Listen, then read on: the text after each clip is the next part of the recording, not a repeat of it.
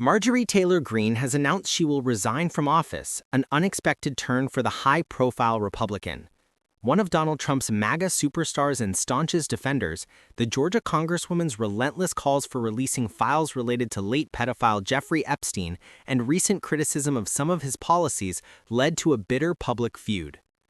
After the U.S. president labeled her a traitor, she said in a video announcing her departure, "I refuse to be a battered wife hoping it all goes away and gets better." Trump, who had threatened to support a Republican challenger to unseat Greene, called her resignation great news for the country in an interview with ABC News. For some reason, primarily that I refused to return her never-ending barrage of phone calls, Marjorie went bad, he later wrote on Truth Social. Nevertheless, I will always appreciate Marjorie and thank her for her service to our country. Greene said in her video statement, posted on social media, that she would leave the U.S. Congress on 5 January 2026. She said that she did not want my sweet district to have to endure a hurtful and hateful primary against me by the president we all fought for, only to fight and win my election while Republicans will likely lose the midterms. She had been one of the loudest demanding the release of documents related to Epstein, an issue that once united Trump and his base, but has since become divisive. Trump had spent months arguing that the issue was a distraction concocted by his political detractors to divert attention from his administration's achievements. Standing up for American women who were raped at 14, trafficked and used by rich, powerful men, should not result in me being called a traitor and threatened by the President of the United States, whom I fought for, Greene said in her resignation letter.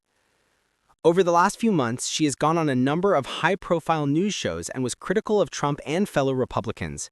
She took issue with the president not doing enough to bring down living costs for voters and criticized his policy of introducing tariffs on imports.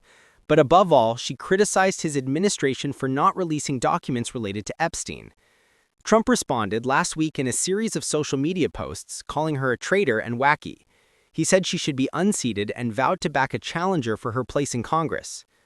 Days after their feud boiled over, with a growing number of Republicans calling for their release, Trump reversed course and said he would support their publication. He signed a bill this week that forces the U.S. Justice Department to release the documents within 30 days. Greene was elected to Congress in 2020 amidst a backdrop of headlines over her support and promotion of QAnon conspiracies, including claiming school shootings and the 9/11 terror attacks were staged. She has since apologized and sought to distance herself from those comments. In the video announcing her resignation, Greene ticked off a list of political achievements. She noted in her resignation letter that the comments from Trump were hurtful. While she announced her departure from the House of Representatives, U.S. media reports have indicated Greene has shown an interest in running for state office, either as Georgia governor or for a Senate seat. The president has commented publicly about those ambitions, writing on Truth Social during their public feud that he had previously told her that she shouldn't run for either of those offices due to poor public polling. Greene has since said she did not plan to run for either of those offices.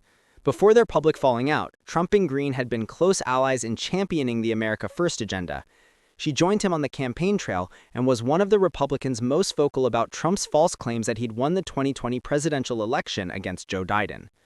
Her departure will further close the gap in the Republican-led House, where the party only holds a handful of seats more than Democrats. Control of the chamber will be up for grabs in the 2026 midterm elections next November.